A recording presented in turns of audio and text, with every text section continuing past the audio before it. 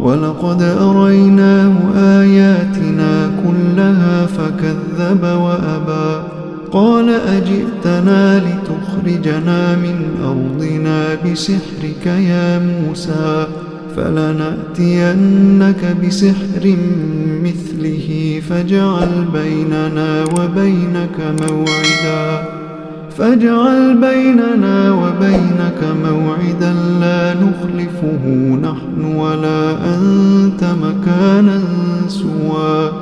قال موعدكم يوم الزينة وأن يحشر الناس ضحى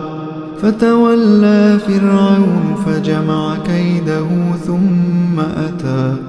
قال لهم موسى ويلكم لا تفتروا على الله كذبا فيسحتكم بعذاب